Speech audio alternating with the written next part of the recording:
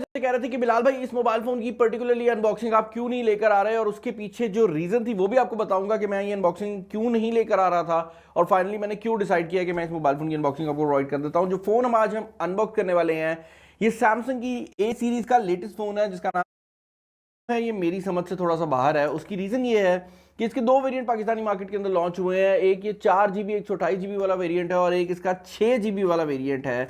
और मेरे ख्याल से इस मोबाइल फोन को बाय करने वाले हर वो बंदा है जो कि ये सोच रहा है कि सैमसंग का फोन है और 6 GB रैम है, पता नहीं क्या तोप बना दी होगी, जबकि एक्चुअल रियलिटी ये है कि this is a pretty boring and kind of a slow phone. तो मतलब मुझे नहीं समझ आ रही कि ये मोबाइल फ़ोन लोग क्यों खरीदना चाह रहे हैं, या आप लोग इतनी ज़्यादा डिमांड इस फ़ोन की क्यों कर रहे थे।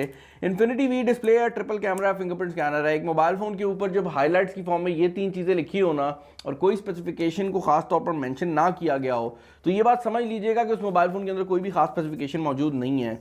और सैमसंग वो ब्रांड है जिसने एप्पल को काफ़ी ज़्यादा बुरा भला कहा था जब एप्पल ने ना चार्जर रिमूव किया था, और उसके बाद हम ये देख रहे हैं कि सैमसंग ने अपनी मिड रेंज सीरीज़ के अंदर से भी जो चार्जर्स हैं वो रिमूव करने स्टार्ट कर दिए हैं। तो आपको बॉक्स के अंदर सिर्फ और सिर्फ ये टाइप सी वाली केबल जो है वो देखने को मिल जाती है। आई अप्रिशिएट द फैक्ट के जो यहाँ पर वेस्ट मैनेजमेंट है वो बेहतर होगी। उसकी रीज़न ये है कि हमारे पास चार्जर्स पहले ही घरों में मौजूद होते हैं, बट मोबाइल फ़ोन का जो प्राइस टैग है उसमें उस चीज़ की कमी भी कर देनी चाहिए ना। चार्जर तो आपने निकाल लिया, आपने तो सिर्फ चार्जर निकालने का काम किया ना, तो आप प्राइस भी कम कर देते, बट वो हमें किसी ब्रांड की तरफ से देखने को नहीं मिला। फ़ोन जो है वो यहाँ पर ऑन हुआ है, सेटअप हुआ है।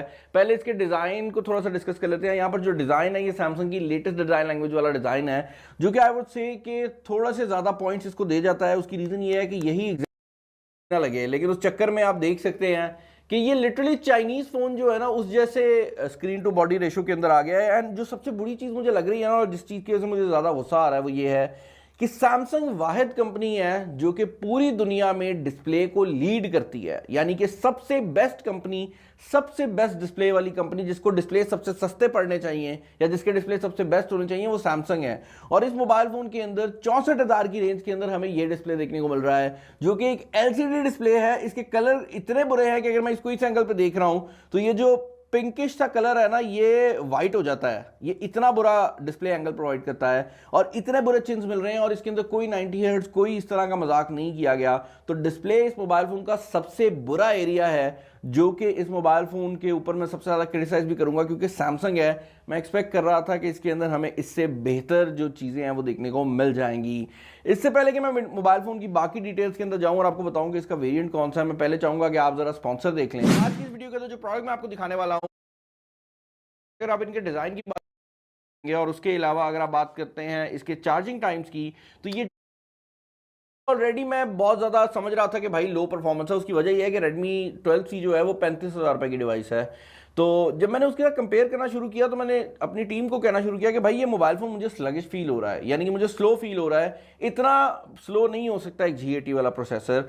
फिर जब हमने इसको Antutu पे चेकआउट किया तो हमें पता लगा है कि पाकिस्तान के अंदर Exynos 850 वाला वेरिएंट आया है, जो कि G80 से भी लो परफॉर्मेंस प्रोवाइड कर रहा है। G80 के अंदर 2 लाख से ऊपर का स्कोर आता है। ये Exynos जो है ये 2 लाख को भी टच नहीं कर पा रहा। अनफॉर्चुनेटली बहुत ही बुरी परफॉर्मेंस है। और मतलब कैमरा के अंदर आप मोड को चेंज करते हो ना, तो उसके अंदर भी बाकायदा डिले है। ये ऐसी चीज़ है जो कि मैं आपको दिखा सकता हूँ। लाइक एक होता है मेरी बात पे यकीन करना, एक होता है दिखा सकना। ये इतना स्लो है कि आप लोग देख सकते हैं कि इवन मोड्स के अंदर चेंजिंग जो है वो टाइम ले रही है। और अगर मैं इसको पोर्ट्रेट मोड पे फ्रंट पे करके सिर्फ ये तस्वीर खींचूं, तो तस्वीर के खींचने में और तस्वीर के ओपन होने में भी जो टाइम है वो काफ़ी ज़्यादा लग रहा है। तो यहाँ पर जो ओवरऑल स्पीड वाली साइड से परफॉर्मेंस है वो काफ़ी ज़्यादा स्लो है, और 64,000 की रेंज में मैं बिल्कुल भी रिकमेंड नहीं कर सकता। अब कुछ लोग हैं जो कि सैमसंग परचेज करना चाहते हैं, तो उनके लिए तो मैं कुछ नहीं कर सकता क्योंकि यही ऑप्शन है इस रेंज में। बट अगर आप सैमसंग के अलावा कोई एंड्रॉइड डिवाइस ले सकते हैं तो ज़रूर सोचिएगा अगर आपको परफॉर्मेंस चाहिए। पबजी परफॉर्मेंस की ऑन द अदर एंड अगर आप बात करते हैं तो मैं ये कहूँगा कि G80 वाली ही परफॉर्मेंस आपको काफ़ी हद तक मिल जाती है, बट यूजेज के अंदर हमें G80 की परफॉर्मेंस थोड़ी ज़्यादा स्मूथ ज़रूर लगी थी। स्मूथ और बैलेंस पे ये अल्ट्रा देता है। HD पे आपको हाई फ्रेम रेट की जो ऑप्शन है वो देखने को मिल जाती है, तो पबजी किसी हद तक चल सकती है। Camera on the other hand एक ऐसा एरिया है जिसके बारे में मैं कहूँगा कि ये मुझे डिसेंट लगे हैं। यहाँ पर फ्रंट कैमरा 13 मेगापिक्सल का लगाया गया है, और 13 मेगापिक्सल के हिसाब से इसकी जो कलर की सारी साइंस है वो मुझे पसंद आई है।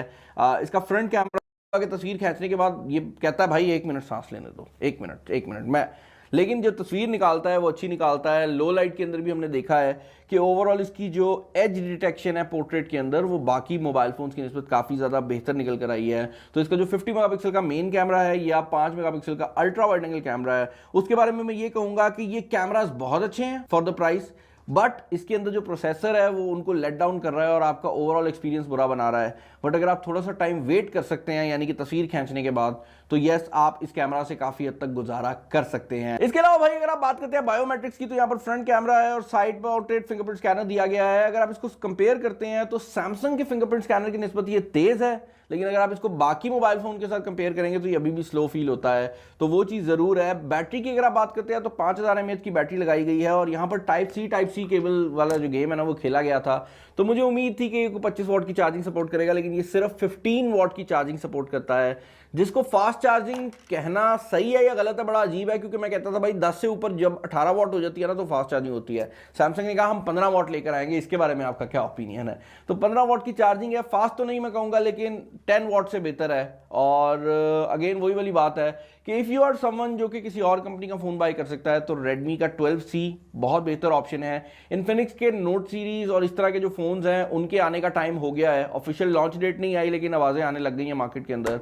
तो आई वुड से कि प्लीज़ थोड़ा सा वेट कर ले, इस मोबाइल फोन को स्किप कर दे अगर आप परफॉर्मेंस को खरीदना चाहते हैं। अगर आप सैमसंग का फोन खरीदना चाह रहे हैं और आप कहते हैं कि भाई मैंने सैमसंग ही खरीदना है, तो फिर आपके पास ज्यादा ऑप्शन नहीं बच जाती, फिर आपके पास यही मोबाइल फोन ऑप्शन है। सॉफ्टवेयर चाहिए, सैमसंग का एक्सपीरियंस के आदी हो चुके हैं। तो यस ये जो मोबाइल फोन है ऑब्वियसली ओवर प्राइस्ड है, बट सैमसंग है तो आपको एटलीस्ट सपोर्ट वाली साइड से काफी बेहतरी देखने को मिल जाए।